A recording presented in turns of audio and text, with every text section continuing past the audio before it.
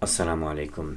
If you are enjoying my videos, please share them, please make dua for me, and please make dua for each other. For anyone else that is on this channel or that is watching these videos, please make dua for them, that Allah subhanahu wa ta'ala helps them in their difficulties and hardships in their lives, that He makes things easy for them, and that He blesses them and answers all of their du'as. Before I talk about today's story, I just wanted to say that there's a couple of stories which, if you have not already heard them, I strongly recommend that you go back and you listen to these stories.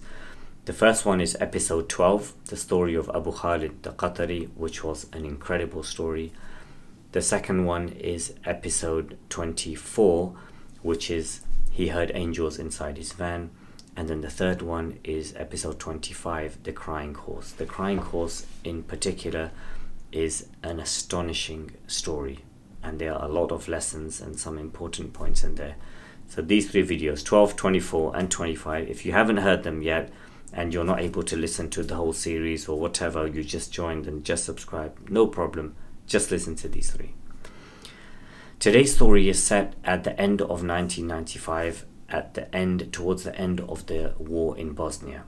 So the peace agreements had been signed involving the US and everything was almost finished, and the war had come to an end. It was about to finish, and then an incident took place where there was an explosion, possibly a booby trap or an ambush that some unknown enemies had put inside the headquarters of the Muslim fighter volunteers of the Bosnian army. They had put this booby trap there in order to try and kill the commanders of the Muslims. So this story is told to me. It was nearly Maghrib time, and this one brother, there were two brothers, both of them from England, and they were coming from the car park and they were descending the steps, and this brother Sayyad al-Falastini, he was there and he was talking to this other brother, the one that told me the story. And because it was almost Maghrib time, they said salam to each other. They said, okay, salam alaikum, I'm just going to go and get ready for Maghrib prayer. So this brother was telling me this story. He descended down the steps. There are about 4 or 5 steps. He descended down the steps and Sayyad was still at the top. And no sooner had he descended those steps that there was a massive explosion.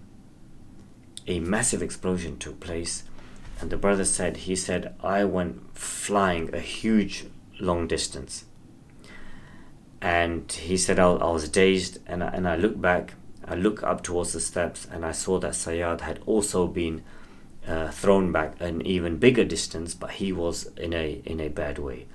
So then people came running towards me and towards Sayyad, and they gave us, they took me straight away.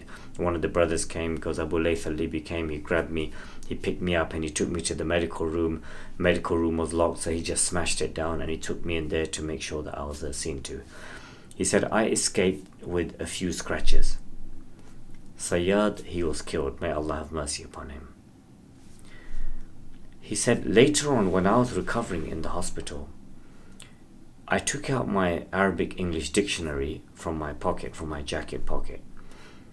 And this brother who's telling me this whole story, he said I used to have it in my jacket pocket, and I used to, any spare time I had, I'll just open it and I'll just use it to learn new Arabic words and new Arabic terms.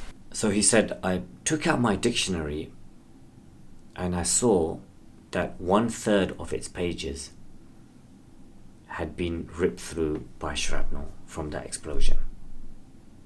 In other words, if it wasn't for that dictionary being in the pocket, in the jacket pocket of that brother, he may well have suffered a serious injury, or he may even have been killed.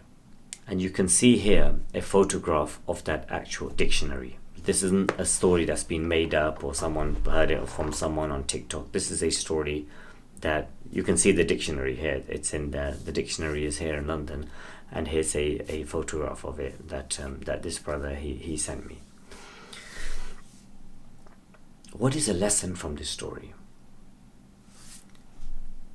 Knowledge protects. The first lesson is that knowledge literally protects. The one who seeks knowledge for the sake of Allah subhanahu wa ta'ala, Even the fish in the sea, they make dua for that person. Even the angels make dua for that person.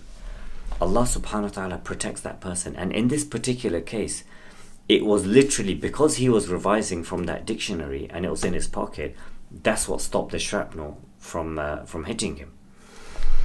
So literally, knowledge protects the one who has it or the one who bears it. The second lesson from this story is that this brother, he continued worshipping Allah subhanahu wa ta'ala after he faced a calamity in which he saw his friend get killed. He continued worshipping Allah after his calamity, and that's when he opened the dictionary and then he saw that he had been damaged. Shrapnel had ripped through like a large portion of it. You know, quite often people, they get angry at Allah when their dua is not answered, or when they suffer some type of trial, severe trial or hardship. They get angry at Allah. I remember when I was in the UK, I was in prison, and there was a couple of Muslim prisoners that I was with, and they were already in prison for some charge, and they had now picked up a further charge in prison where they were facing another serious murder charge of some incident that happened, or some fight or something that happened inside prison. So they were really trying hard with the deen. So the three of us used to pray together. We used to pray in my cell, we used to read Quran, we used to discuss hadith, we used to tell stories to each other. They would spend a lot of time in my cell, and we'd read and study together and pray and get up for Fajr, and they were really trying hard. Now, as it happened, both of them, they got found guilty of the murder of that other prisoner. Later on that afternoon, I went to this prisoner. I went to one of them and I said, "Hey, it's Dhuhr time. Why don't you come into my cell and we can pray together?" And his response was, he goes, "What's the point? What's the point?" And that's it. And he just shrugged his shoulders. And I just left it at that. And I never asked him again after that. Allah knows whether he prayed or not, or whatever.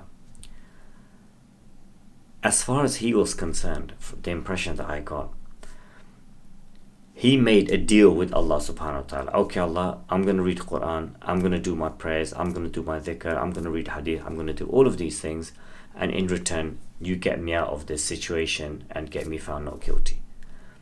So he saw it as a transaction. When he did his part of the deal, but Allah didn't do his part of the deal, so why should he continue worshipping Allah? Allah subhanahu wa ta'ala says in Surah Hajj, Surah number 22, He describes this phenomenon. He says, أعوذ بالله من الشيطان الرجيم ومن الناس من يعبد الله على حرف فإن أصابه خير اطمأن به وإن أصابته فتنة انقلب على وجهه خسر الدنيا والآخرة ذلك هو الخسران المبين. And from the people is a man who worships Allah on the verge of Iman, on the verge of faith. So when something good happens to him, he is satisfied with it. But when he is subjected to a trial as a result of it, then he turns back on his heels and he goes away. So he loses out in this dunya and in the next life. This is a common phenomenon where people become angry at Allah subhanahu wa ta'ala when He does things that they don't like. Maybe someone passes away. Maybe they didn't get to marry that person they wanted to marry. Maybe they didn't land their dream job. Maybe they didn't pass their exams. Maybe their marriage has broken down. Maybe some health problem, something that has happened. And they become angry at Allah, that why didn't Allah listen to me? And then they stop praying, they stop worshipping, they stop making dua. But why do we have this transactional nature of our relationship with Allah subhanahu wa ta'ala? Our worship of Allah subhanahu wa ta'ala should be unconditional. We don't like it when people love us or validate us based on conditions. We don't like it. Then why do we make conditions on our relationship with Allah subhanahu wa ta'ala? Why do we do the same thing to Him? We forget what Allah subhanahu wa ta'ala has done. You want to talk about transactions? Okay, well, I did my prayers, I read my Quran, I even fasted, I did Hajj, all because I wanted to get this job and I didn't get it. What's the point? If you're talking about transactions, you are already at a loss. Allah subhanahu wa ta'ala says in the Quran, وَإِن تَعُدُّوا نِعْمَةَ اللَّهِ لَا تُحْصُوهَا. And if you were to try and count one blessing of Allah subhanahu wa ta'ala, you would never be able to enumerate it. You would never be able to attach a number to it. That how much benefit has come from this one blessing. Your eyes, your hearing, your mouth, your brain, your kidneys. Have you seen the machine that cleans the blood of a person? A dialysis machine for someone who has a damaged kidney or doesn't have one. Have you seen the size of that machine? Yet Allah subhanahu wa ta'ala, He gives us not one, but He's given us 2 kidneys. Allah subhanahu wa ta'ala has given us so much. He has given us so much already, and we just don't see it.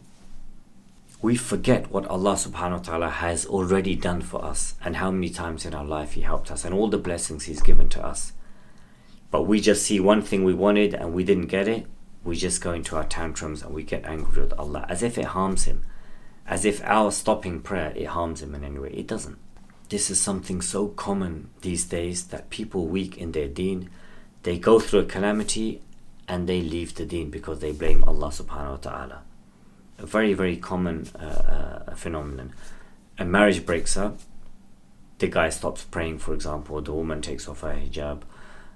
They're angry with Allah. They may not articulate it, but they're actually angry at Allah because they expected a certain outcome and they never got it. So now they are angry at Allah subhanahu wa ta'ala. If you are going through a hardship or a calamity, or you've just gone through a calamity and it's making you slack in your deen because you feel disheartened that you made so much dua to Allah, more than you've ever done before, and He didn't answer it for you, and you're just feeling a bit drained and a bit like betrayed even, that how could Allah do this to me? Let me share this anecdote with you. I was held as a prisoner without trial for many years with an uncertain future. And often other prisoners, for example, or other prison officers, they would come to me and they would ask me that, hasn't this weakened your iman in Allah? Hasn't this weakened your faith in God? Or in your religion? Have you become weaker in it because of everything you've gone through in your life, and now you've been in prison and what you're facing just for the sake of your religion? Has that made you weaker in your religion? And I would say to them that when everything has been taken away from you, you've lost your job, your house, your career, your money, your liberty, being with your family, you have left all of these things behind. You've lost all of these things. All of these things have been taken from you. When everything has been taken away from you, but one thing remains, wouldn't that one thing that remains be dearer to you, and you would cling on to it for dear life or not? So in the same way, I would say to those prisoners or those prison officers that everything has been taken away from me, but one thing remains, and that is my deen, Islam. That is my deen that remains. So that has become now dearer for me than anything else, because that's all I have. That's all I have. So if you have been through a calamity and you're feeling angry at Allah subhanahu wa ta'ala, and maybe at some subconscious level you are feeling angry and betrayed by Him, and you're unable to even maybe articulate that, then know that that thing, if it was taken away from you that you really wanted and you weren't able to have that, if you have your deen, then cling onto it daily. Don't be like those people who have this transactional relationship with Allah. Okay, when they're going through a hardship, then they start praying. But when Allah gives them what they want, they just forget about Him and they just continue on their way. So this was today's story. If you enjoyed this video, please click like, press the subscribe button and turn on notifications so that you may be notified next time I upload a video. Until the next video, Assalamu alaikum wa rahmatullahi wa barakatuh.